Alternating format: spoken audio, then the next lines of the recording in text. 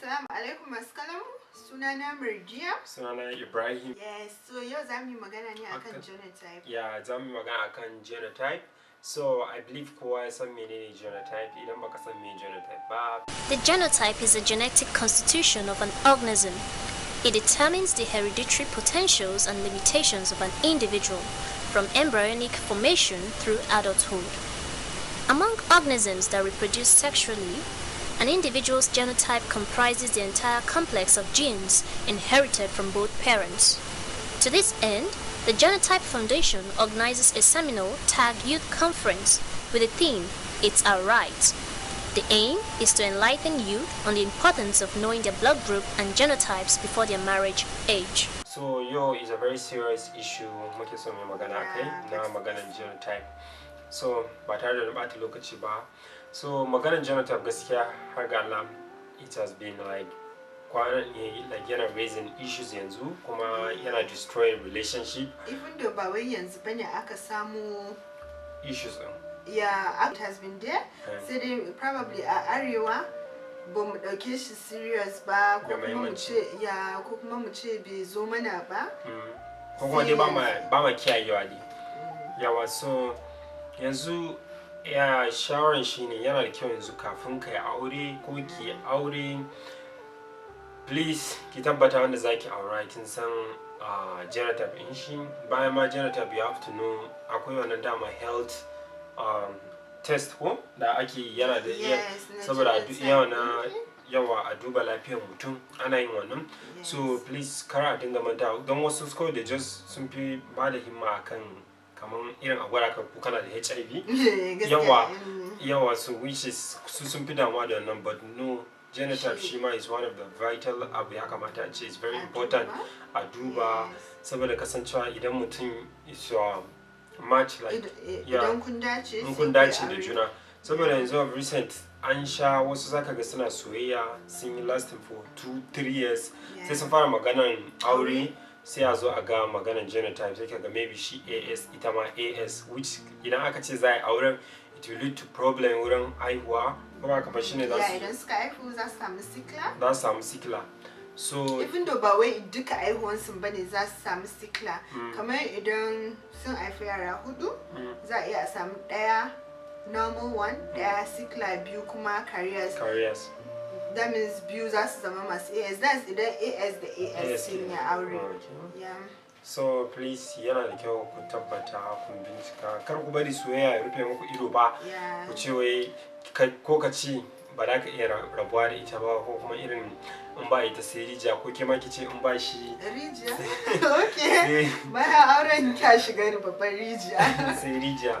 So please kar ku bari soyayya ya rufe muku ido saboda bayan auren idan yaro kuka zo kuka haifi yaro ba shi da lafiya ke za a bari da jinya.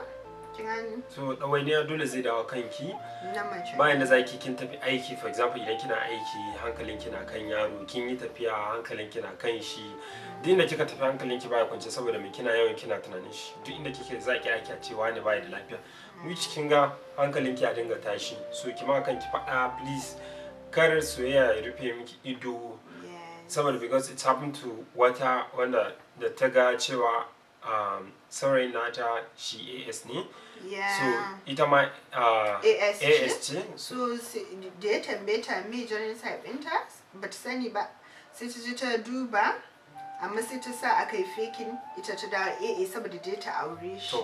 At long last auren bai last ba bayan daga bayan suka realizing haka suka rabu. So kin ga me ya jawo ta yi ƙarya from the beginning da tun farko ma ba ta yi hakan ba ma so da hakan bai yi ba. Ku yi kokari namiji in za ka aure mace kafin ma ku fara wani maganar relationship, serious relationship in ka san ita kake so ka aura please ka yi kokari ka san me genotype ɗinta. Ke ma idan kin san namiji ya zo miki da maganar aure kafin ki accept nashi ko na abu to me a wani ya kamata ki san genotype ɗin shi ku ga in kun dace da juna sannan ku yi matching.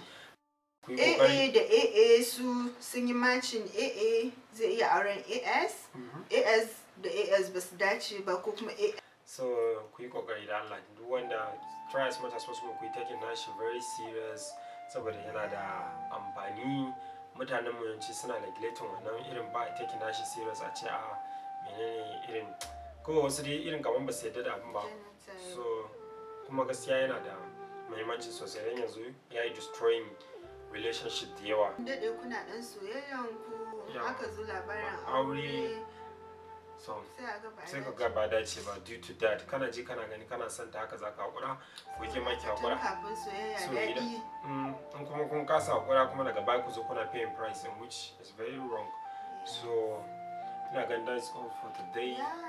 Magana like topic din da dan karami ne. I hope dai kawai kowa ya samu information da muke so per person, so please you can help share kusan da kuma ku faɗa ma others and drop your comments idan kana da wani contribution ko kina da drop your comments. Kuma akwai abin da kuke so mu yi magana kai, if there's any topic please sai kuma na bayani sun yi so sai mu sake magana akan topic. Yes, and by the way CMC yayana ne.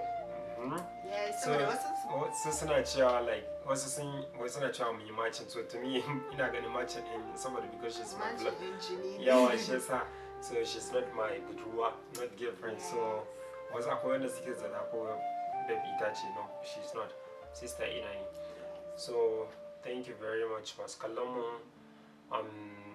Yeah, that's all for the day. Thank you very much. Drop your comment. Issue is about sickle cell, genotype and blood group. And sickle cell issue is very, very important for them to be informed while they are very young, when they have not yet fallen in love. So by the time it's time to make decisions about marriages, they will not make mistakes. Even if they decide, if an AS decides to marry another AS or AC, they will be informed about the necessary steps to take, like the prenatal diagnosis, which is done 10 to 12 weeks. They will also know that they are prepared themselves. They are going into it, it's not by mistake. So they begin to cast blame on the woman or the man. Say, you lured me to marry you, and now look at the kind of children we are having.